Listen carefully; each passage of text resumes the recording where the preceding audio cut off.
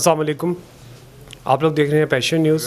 आज जो एक हस्ती हमारे साथ मौजूद हैं, एडवोकेट मोहम्मद हनीफ साहब के भाई मोहम्मद हबीब साहब। अस्सलाम वालेकुम सर, कैसे तबीयत है आपकी? आप सुनाइए। ठीक है जी, शुक्र अल्हम्दुलिल्लाह सर। सर बेसिकली सवाल मेरा स्टार्ट यहीं से होगा कि जो मोहसिन बेग साहब के साथ पिछले दिनों एक वाक़या हुआ, FIA ने उनके ऊपर रेड किया या उनको गिरफ़्तार किया, और उस गिरफ़्तारी के बाद जो FIA कोर्ट ने FIA को तलब किया और उसके ऊपर जो हम लोगों ने एक्शन लिया, उसके बारे में आपकी क्या राय है? देखेंगे जिस तरह के जो उनके ख़िलाफ़ कार्रवाई हुई है, वो पूरे मीडिया ने भी उसको उठाया है कि उन्होंने उनके ख़िलाफ़ इलीगल और मतलब गैर कानूनी तरीके से उनके ख़िलाफ़ केस बनाए गए और जिस तरीके से उनको हिरासत में लिया गया वो भी सारी दुनिया ने देखा है और हर बंदा उस पर क्रिटिसाइज़ कर रहा है, सारा मीडिया भी लगा हुआ है। और फिर जब वो कोर्ट में गए हैं तो कोर्ट ने भी उसकी FIA की सरजनिश की है। उन्होंने कहा कि इस तरह मतलब आप स्टेट विद इन स्टेट नहीं कर सकते, ना उनका ये काम ही नहीं था। तो सर आप इस बारे में क्या कहते हैं कि FIA अपने तजावुज़ात से एक्सीड कर रहा है कि नहीं कर रहा है इस चीज़ के बारे में? बिल्कुल, हर बंदा हर बच्चे को नज़र आ रहा है कि वो अपनी जो उनकी जो दायरा था, जो उनकी लिमिट्स थी, उसको उन्होंने क्रॉस किया है। उनका ये काम बनता नहीं था इस तरह उनको जाके उनको इस तरह गिरफ्तार करना। जी एग्जैक्टली, क्योंकि इस कोर्ट ने भी उसको कहा है कि लाहौर में जब FIR कटी है तो लाहौर की टीम ही आगे गिरफ्तार करेगी उनको, लेकिन यहाँ पे with in half an hour जो है वो मोहसिन बेग साहब की गिरफ्तारी भी हो गई है। और उसके बाद मोहसिन बेग का एक रिएक्शन आया, वो उसके बारे में आपकी क्या राय है? जो व्हाट अबाउट दैट थिंग, आप उसके बारे में क्या कहते हैं?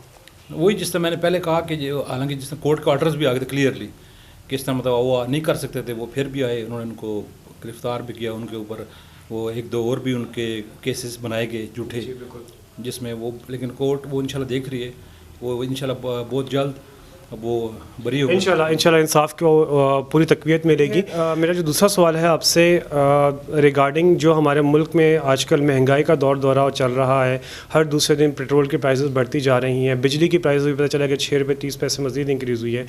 उसके बारे में आप क्या कहते हैं कि ये जो हुकूमत जिन चीज़ों की तरफ जा रही है, क्या ये हुकूमत टिक पाएगी आगे कुछ अरसे में कि नहीं टिक पाएगी? मेरा तो नहीं ख्याल, जिस तरह आप देख लें कि पिछले जो 3-4 सालों में जितनी महंगाई हुई है, इतने मेरे ख्याल में पिछले आप 70-72 सालों के ले लें तो इतनी महंगाई कभी नहीं हुई। और हर आए दिन, हर हफ्ते बाद 2 हफ्ते बाद देखें आप, पेट्रोल बढ़ता है। जब पेट्रोल बढ़ता है तो आपको पता है हर चीज़ में उसका इजाफा होता है। और अभी आप फिर सुनने में आ रहा है कि वो फिर और 10-15 रुपये और बढ़ेगा। तो मैं समझता हूँ कि सिर्फ पेट्रोल से सिर्फ हर चीज़ के ऊपर फ़र्क पड़ता है। और आगे पता है आपको, लोग बहुत तंग हैं इस महंगाई की वजह से। जी एग्जैक्टली, बिल्कुल। हम लोग काफ़ी रिव्यूज़ ले चुके हैं, हमारे पैशन न्यूज़ के भी चैनल से काफ़ी रिव्यूज़ आए हैं लोगों के, जिस पे बहुत ही गरीब तबके के लिहाज से काफ़ी परेशानियाँ देखने को मिल रही हैं। इसके अलावा सर मैं आपसे एक और सवाल पूछना चाहूँगा कि रूस का दौरा जो हमारे मुअज़्ज़ज़ और मोहतरम वज़ीर-ए-आज़म साहब ने किया, उसकी टाइमिंग लोग कह रहे हैं कि काफ़ी गलत थी, क्योंकि रशिया ने उसी वक्त ही यूक्रेन के ऊपर हमला कर दिया। इमरान खान साहब वहाँ पे मौजूद थे। तो इसके बारे में क्या कहते हैं कि इस अटैक से या इस हमले से पाकिस्तान में महंगाई और जिस तरह पिछले दिनों स्टॉक एक्सचेंज भी ड्रॉप हुई है, उसके बारे में आपकी क्या राय है सर? देखें, ये जो दौरा था इमरान खान साहब का, ये चूँकि पहले से प्री प्लान था, लेकिन मैं समझता हूँ टाइमिंग गलत है, क्योंकि इनको ये दौरा पोस्टपोन करना चाहिए था। क्योंकि उसके आपने देखे होंगे कि हमारे ऊपर बड़े ना नेगेटिव इफेक्ट्स आए हैं। क्योंकि नंबर 1, एक तो जो हमारे नेशनल बैंक के ऊपर पेनल्टीज़ लगी हैं, वो नंबर 1 वो, उसके अलावा 1-2 चीज़ें और हुई हैं, या जिस तरह आपने भी बताया कि हमारी स्टॉक एक्सचेंज वो क्रैश हुई है। तो मैं समझता हूँ कि इनको ये दौरा पोस्टपोन करना चाहिए था। जी, क्योंकि इकॉनमी के लिए पाकिस्तान हमारा वैसे भी इतना तरक्की नहीं कर रहा। तो आपको क्या लगता है कि इकनॉमिकली अगले 6 महीने में, क्योंकि अगले इलेक्शन है, तो उससे पहले क्या हुकूमत इस टाइम पर अपने मुआशी हालात को बेहतर कर पाएगी कि नहीं कर पाएगी? हालात आपके सामने हैं, पूरी जो इकनॉमिक जो कंडीशन है पाकिस्तान की, जिस तरह 4 सालों में ये बुरी तरह फ्लॉप हुए हैं। इकॉनमी के हर फील्ड में देख लें, ठीक है, अब लोग मतलब ना कोई इंटरनेशनल ओवरसीज़ इन्वेस्टर आ रहा है, ठीक है, ना ही कोई इन्वेस्टमेंट हो रही है। जो महंगाई दिन ब दिन कर रहे हैं, उससे हालात बद से बदतर हो रहे हैं। तो इस वक्त मैं समझता हूँ कि एक ही तरीका है, लोग देख रहे हैं कि शायद कोई चेंज आए, या लोग देख रहे हैं न्यू इलेक्शन को।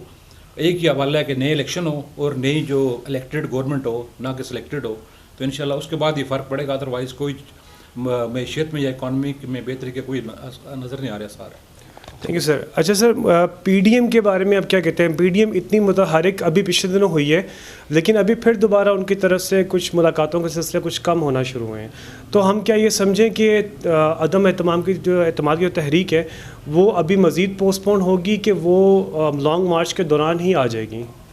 नहीं, मेरा नहीं ख्याल कि अभी मेरे ख्याल में काफ़ी वो एंड तक पहुंच चुके हैं कि इंशाल्लाह अभी कुछ ना कुछ रिजल्ट निकलेगा। अभी वो अपनी वो वर्किंग लगे हुए हैं, अपने वो क्या कहते हैं उसको, राब्ते में सब अपोजिशन जमातों से भी लगे हुए हैं, उनके जो एलाइज़ हैं उनसे भी बातचीत चल रही है। इंशाल्लाह मेरे ख्याल में हफ्ते 10 दिन में कुछ ना कुछ नज़र आएगा आपको। ठीक है, क्योंकि नून लीग ने भी और पीडीएम ने मुतफ़क़ा ये फ़ैसला किया हुआ था कि मार्च के बीच में लॉन्ग मार्च का भी ऐलान करें। 23 मार्च को लॉन्ग मार्च का ऐलान किया हुआ है पीडीएम ने भी। देखते हैं आगे गवर्नमेंट किससे जाती है। थैंक यू सर, बहुत बहुत शुक्रिया आपका टाइम देने का हमें। पैशन न्यूज़ से शादाब अरशद, शुक्रिया जी, बहुत बहुत। अल्लाह हाफ़िज़।